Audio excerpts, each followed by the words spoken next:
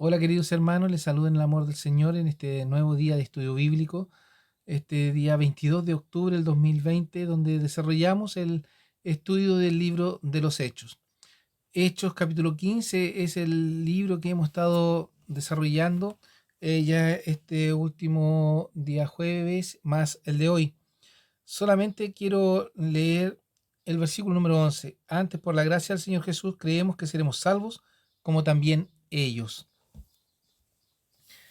Antes, por la gracia del Señor Jesús, creemos que seremos salvos como también ellos. El Señor nos ha utilizado a través de los tiempos por su Santo Espíritu para predicar el Evangelio de salvación.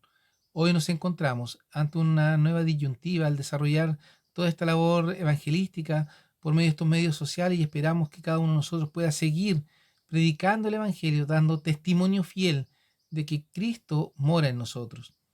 Quiero recordar cómo se ha venido desarrollando este estudio desde el jueves anterior, en realidad, cuando llegamos al concilio de Jerusalén, que se relata en Hechos 15 del 1 al 35.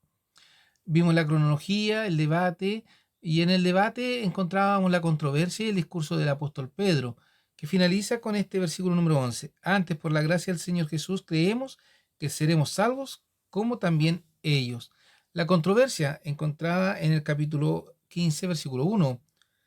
Entonces algunos que venían de Judea enseñaban a los hermanos que si no os circuncidáis, conforme al rito de Moisés, no podéis ser salvos. Estaban llevando la salvación a la obra de la circuncisión. Y esto creó un gran conflicto. Recordemos que en este concilio de Jerusalén fueron llamados Bernabé y Pablo para dar testimonio de cómo la iglesia se estaba desarrollando. Después de este primer viaje misionero, existen algunas situaciones que han llevado a la iglesia naciente a verse afectada en su desarrollo por los famosos judaizantes, aquellos que creyendo en Jesucristo querían que los nuevos convertidos se circuncidaran como testimonio a la ley de Moisés. Ahora bien, nosotros sabemos que por todo que tenemos el relato completo, en realidad eso no correspondía, pero en aquel tiempo muchos se inquietaban ante tanta situación. Por eso Bernabé y Pablo van al concilio en Jerusalén para manifestar esta situación. Vamos a ver a continuación a Bernabé y Pablo en Hechos 15:12, donde ellos eh, fueron llamados para dar testimonio. Y dice el versículo 12, entonces toda la multitud cayó y oyeron a Bernabé y a Pablo, que contaban cuán grandes maravillas y señales Dios había hecho por ellos entre los gentiles. Este es un estudio de la secuencia de los nombres Bernabé y Pablo revela que siempre que alguna actividad ocurre en Jerusalén, el nombre Bernabé procede al de Pablo. Pero en otro contexto, especialmente en el relacionado con los gentiles, el orden siempre es el inverso. En Jerusalén, Bernabé gozaba de mayor estima que Pablo. En los demás lugares, Pablo, quizás por su habilidad en hablar, recibía mayor reconocimiento. Debemos considerar cómo describe Lucas el mensaje que los dos misioneros presentan ante la Asamblea General. El énfasis no cae en lo que Pablo y Bernabé hicieron durante su viaje misionero, sino lo que Dios hizo a través de ellos. Y en el versículo 12 le habla a toda la multitud de la iglesia que se había congregado ahí, a los pies de Pedro, de Jacobo, de los apóstoles, de Bernabé, de Pablo y todos aquellos que estaban presentes, para escuchar el testimonio, qué estaba sucediendo.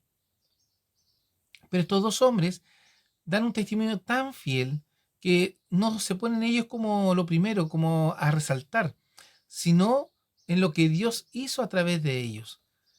¿Por qué lo destaco? Porque muchas veces aparece a lo mejor esa pizca de ego del yo, de nuestra naturaleza, que quiere verse reconocida por la labor que hace, cuando realmente somos instrumentos indignos delante del Señor, pero que con el favor de Dios nos purifica y nos hace dignos.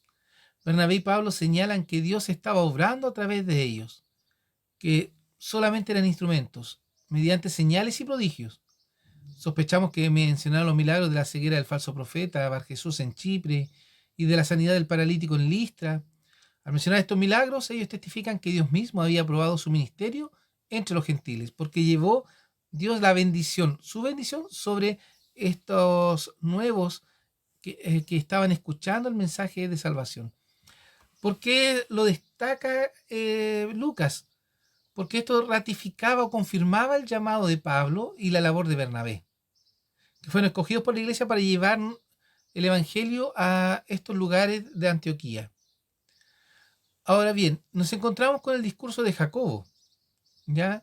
Cuando Pedro, Pablo y Bernabé han hablado, el líder de la iglesia de Jerusalén asume la tarea de dirigirse a la asamblea y formular una propuesta de solución que merece la aprobación de todo el concilio. Esta persona es Jacobo, el medio hermano de Jesús, quien sucedía a Pedro como cabeza de la iglesia y quien era muy respetado por la autoridad que tenía. Cuando él hablaba a la asamblea, literalmente tiene la última palabra. Es interesante que podamos reconocer esto, digamos, en cuanto al liderazgo que mantenían eh, Jacobo o Pedro o dentro de la comunidad en Jerusalén. Eran reconocidos.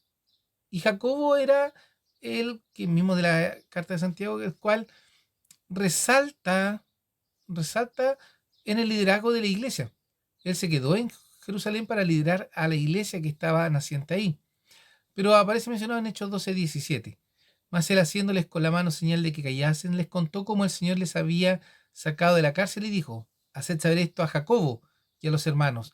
Aquí Pedro coloca a Jacobo como el líder, le envía a él la información, le envía a decir que ya fue liberado de la cárcel con un milagro de Dios, y él se salió del lugar, dice, y salió y partió a otro lugar para poder preservar su vida y para poder seguir predicando el Evangelio. En Hechos 21:17 al 19. Y cuando llegamos a Jerusalén, los hermanos nos recibieron de buena voluntad, y al día siguiente Pablo entró con nosotros a Jacobo, y todos los ancianos se juntaron. Jacobo, nuevamente mencionado en el capítulo 21 de Hechos, liderando a la iglesia, y que todos, cuando llega Pablo con los misioneros, vuelven a juntarse y vuelven a entrar a él para poder dar a conocer la información que tenían. A los cuales, como les hubo saludado, contó por menudo lo que Dios había hecho entre los gentiles por su ministerio, testificando delante del líder de la comunidad cristiana, Jacobo, el hermano de Jesús. Jacobo funcionaba como el presidente de la asamblea. Todos los presentes están ansiosos de oír lo que va a decir respecto a adherir a la ley en el asunto específico de la circuncisión. Jacobo menciona la experiencia de Pedro, porque a través del apóstol Pedro, Dios permitió que los gentiles llegaran a ser parte de la iglesia, y por el tiempo en que tuvo su experiencia. Pedro era el líder de la iglesia de Jerusalén y el portavoz de los apóstoles. O sea, cuando Pedro en visión ve que Dios le dice que coma de todo animal y él se resiste diciendo que de nada inmundo había comido, Dios le dice: no llames inmundo lo que Dios purificó, y lo envía a Cornelio, el centurión romano, gentil. Y Pedro le predica, le muestra a Cristo resucitado, se convierte el centurión Cornelio y toda su familia son bautizados y desciende el Espíritu Santo sobre sus vidas. Esa experiencia del descenso del Espíritu Santo sobre estos gentiles, sin haber circuncisión de por medio, marca la vida de Pedro en la predicación. Pero ya ese testimonio que entregó Pedro respaldaba lo que ahora estaba haciendo Pablo y Bernabé. Siglo tras siglo los hebreos reclamaron el pacto como cosa propia, porque de todas las naciones de la tierra ellos solo eran el pueblo de Dios. Por eso buscaban que se respetase estas tradiciones. Dios ha visitado a los gentiles y tomado de ellos un número para ser su pueblo del pacto. Dios no ha tomado a todas las naciones, sino que de ellas ha escogido a los suyos. Así como en el pasado Dios eligió a un pueblo de entre muchos pueblos, ahora Él elige a todos los pueblos para ser un pueblo para sí, reunir a sus pies a todos aquellos elegidos desde antes de la fundación del mundo. Vemos aquí que un pueblo, los israelitas, reclamaban el pacto como cosa propia, que no había nadie más con derecho a ello, y que ellos solamente eran el pueblo de Dios. Aparece este llamado al pueblo espiritual, y nuevamente Dios marca ese precepto de pueblo espiritual, donde va a recoger así a todos aquellos que creen en Jesucristo. Mas a todos los que le recibieron dio les potestad de ser hechos hijos de Dios, a los que creen en su nombre. Juan 1:12. Mas a todos, sin dejar nadie afuera, todos tendremos la posibilidad de acceder a este regalo de la salvación, siempre y cuando obviamente nos arrepintamos de nuestros pecados y el Santo Espíritu de Dios nos reforme, nos conforma a la imagen del único Hijo del Todopoderoso. ¿Qué más podemos decir de esto? Que Jacobo da esta última palabra y también respalda el trabajo de los apóstoles o de los misioneros, y se crea una carta o se confecciona una carta la cual debe ser llevada por las nuevas iglesias. Hechos 15, 22. ¿Ya? Dice: entonces pareció bien a los apóstoles y a los ancianos con toda la iglesia elegir varones de ellos y enviarlos a Antioquía con Pablo y Bernabé, a Judas, que tenía por sobrenombre Barsabás, y a Silas, varones principales entre los hermanos. Lucas muestra que la iglesia primitiva tenía dos grupos distintos de líderes, los apóstoles y los ancianos. No hay forma de determinar cuántos de los apóstoles estuvieron presentes en el concilio. Por alguna razón que no conocemos, el concilio no nombró apóstoles para informar a la iglesia de Antioquía acerca de la decisión que habían tomado. Apóstoles y ancianos trabajan juntos con toda la iglesia, es decir, con representantes de congregaciones individuales presentes en el concilio de Jerusalén y no solo con la iglesia madre de Jerusalén. Aquí podemos ver cómo a los apóstoles solamente se les dejaba predicando, enseñando. Toda la otra labor administrativa se le encomendaba a los ancianos. Podemos ver aquí también el orden jerárquico que marcaba la tendencia y el desarrollo de la iglesia, que ya había ocurrido en Hechos 6, cuando son nombrados los diáconos, y donde también se nos da a conocer el plan que Dios tenía para el desarrollo de la iglesia y manteniendo este liderazgo de los apóstoles, la función de los ancianos y la iglesia, que era aquella que mantenía al cuerpo administrativo o al cuerpo docente de la congregación. Lucas muestra que la iglesia primitiva, cierto, tenía dos grupos distintos de líderes, los apóstoles y los ancianos. Los apóstoles en autoridad mayor y los ancianos encargados, como decía, de la parte administrativa, podríamos decir. Y esto pareció bien a los apóstoles y a los ancianos con toda la iglesia, elegir varones de ellos y enviarlos a Antioquía con Pablo y Bernabé. O sea, nuevamente mandan a Pablo y Bernabé, pero ahora van acompañados. Y este acompañamiento es para respaldar lo que el concilio de Jerusalén determinó. A Judas, que tenía por sobrenombre Barsabás, y a Silas, varones principales entre los hermanos. Y aquí vemos a un Silas que también destaca posteriormente con el trabajo del apóstol Pablo. El mensaje, escribir por mano de ellos, los apóstoles y los ancianos, a los hermanos y a los hermanos de los gentiles que están en Antioquía y en Siria, en Cilicia, salud. Ese era el encabezado de la carta que escribieron. Es significativo el hecho que los apóstoles y ancianos de Jerusalén se ponen al mismo nivel que los creyentes gentiles de Antioquía. El mensaje es de un grupo de hermanos cristianos a otro grupo de hermanos en Cristo. El encabezado, por lo tanto, indica claramente que los apóstoles y ancianos están libres de cualquier asomo de discriminación racial. El vocativo que se usa es a los hermanos gentiles en Antioquía, Siria y Cilicia. Aunque en la membresía de la iglesia de Antioquía había también cristianos judíos, los decretos apostólicos, sin embargo, afectan a los cristianos gentiles que viven en estas ciudades.